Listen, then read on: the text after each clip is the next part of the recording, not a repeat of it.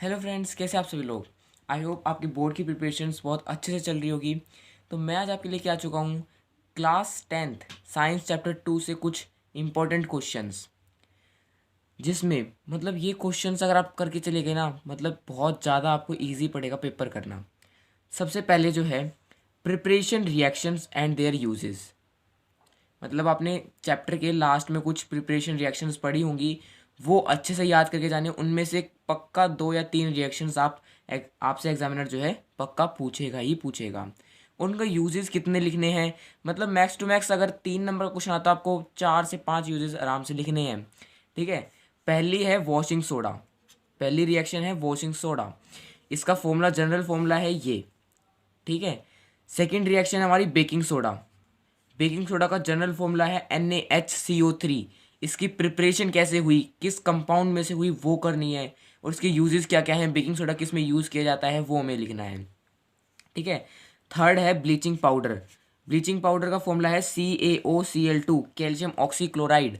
ठीक है। Bleaching powder किस कैसे प्रिपेयर हुआ, साथ के साथ ये कहाँ यूज़ किया जाता है ब्लीचिंग पाउडर, जैसे फेशियल में यूज़ किया जाता है वगैरह वगैरह। ठीक है। Plaster of Paris. Plaster of Paris का फॉर्मूला क्या है, प्लास्टर ऑफ पेरिस का फॉर्मूला क्या है, रिएक्शन कैसे करी।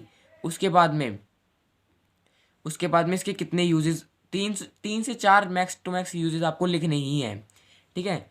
उसके बाद में आते हैं क्लोर एल्कली प्रोसेस। ये आपको मतलब चैप्टर के मिड में मिलेगी, एक जो कुछ इस तरीके की टाइप में रिएक्शंस थी। ठीक है, बॉक्स में क्लोर एल्कली प्रोसेस की। ठीक है, वो आपको लिख देनी है। उसका फॉर्मूला क्या है, NaOH। ये रिएक्शन कैसे हुई वो हमें लिखना है। ठीक है।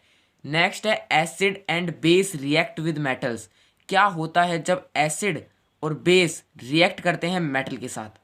सबसे पहले मैंने एसिड लिया है HCl, मेटल ले लिया, कोई भी मेटल मैंने ले लिया। ठीक है, Na ले लिया। तो HCl को जब मैं Na के साथ रिएक्ट करवाऊंगा, मैं यहाँ लिखता हूँ एसिड मैंने ले लिया HCl प्लस मेटल मैंने ले लिया Na। ठीक है।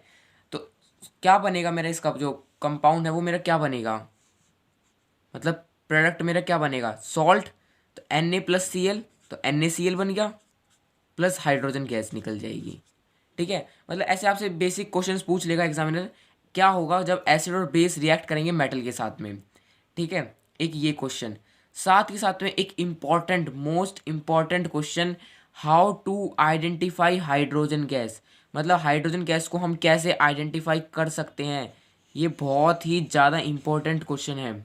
ठीक है, मतलब एक बर्निंग कैंडल को जब हम हाइड्रोजन गैस के पास में लेके आते हैं तो वो पॉप साउंड से फटने लगती है। मतलब ये आपको लिखना है इंग्लिश में। ठीक है। नेक्स्ट आता है हमारा importance of pH in our daily life. मतलब जो पीएच है, ठीक है, उसकी क्या इंपॉर्टेंस है हमारी डेली लाइफ में। उसमें 3 टॉपिक्स आपको अच्छे से करने हैं। पहला टूथ डिके, ठीक है, second medicine, third digestive system. ये 3 टॉपिक आप अच्छे से करके जाना। इनमें से एग्जामिनर आपसे पक्का क्वेश्चन पूछेगा ही पूछेगा। नेक्स्ट आता है concept of pH scale. PH scale मतलब जो पीएच स्केल है उसके कुछ कॉन्सेप्ट्स आपसे पूछ लिए जाएंगे, जैसे HCl की मैक्स टू मैक्स एग्जामिनर ज़्यादा से ज़्यादा पूछता है HCl की पीएच बताओ, या फिर NaOH की पीएच क्या होती है वो बताना है। सबसे ज़्यादा एसिड की पीएच कौन सी, ऐसा कौन सा है जिसकी सबसे ज़्यादा पीएच होती है, ऐसा कौन सा बेस है जिसकी सबसे ज़्यादा पीएच होती है, ऐसे। या फिर पूछ लेगा आपसे कि एसिड कौन से एसिड हैं जो न्यूट्रलाइज भी हो जाते हैं। ऐसे क्वेश्चन आपसे एग्जामिनर जो है पूछ लेता है।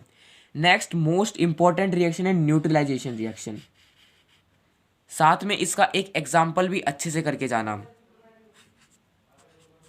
एंड इसका एक एग्जाम्पल।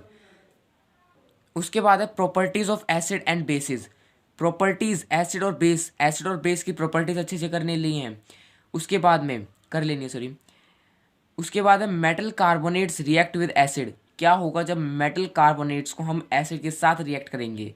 हमने पहले देखा था कि मेटल को जब हमने एसिड के साथ रिएक्ट करा तब क्या हुआ था, सॉल्ट प्लस हाइड्रोजन गैस। क्या होगा जब मेटल के कार्बोनेट्स को हम एसिड के साथ रिएक्ट करेंगे तब क्या होगा। ठीक है। उसके बाद एक इंपॉर्टेंट रिएक्शन आएगी ये, क्या होगा जब हम CO2 को लाइम वाटर से पास करेंगे। ठीक है, इंपॉर्टेंट रिएक्शन है, अच्छे से याद करके जाना।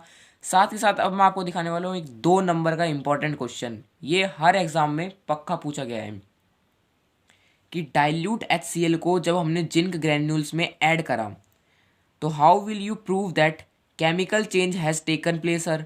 तो मतलब यहाँ पे केमिकल चेंज कैसे हुआ हमें पहले वो बताना है। उसके बाद support your answer with 2 arguments, मतलब कोई भी अगर आप पॉइंट में अच्छे से लिख के आओगे ना तो एग्जामिनर के ऊपर इंप्रेशन जो है अच्छा पड़ता है। ठीक है, मतलब पॉइंट में आप आंसर लिख के आना, बजाय कि पैराग्राफ में मत लिख के आना। ठीक है, मैं सजेस्ट ही पॉइंट में करूँगा। डाइल्यूट HCl को जब हम ऐड करेंगे जिंक ग्रेन्यूल्स में तो क्या केमिकल चेंज होगा उस रिएक्शन में, सबसे पहले ये बताना है। ठीक है, और उसके बाद अपने कोई भी 2 आर्ग्यूमेंट्स लिख देना कि आपको उससे क्या पता चला। ठीक है, ये वगैरह वगैरह आप लिख देना इसमें। अगर आपको वीडियो पसंद आए तो वीडियो को लाइक कर देना और चैनल को सब्सक्राइब जरूर कर देना ऐसे ही मोर इंपॉर्टेंट वीडियोज़ के लिए।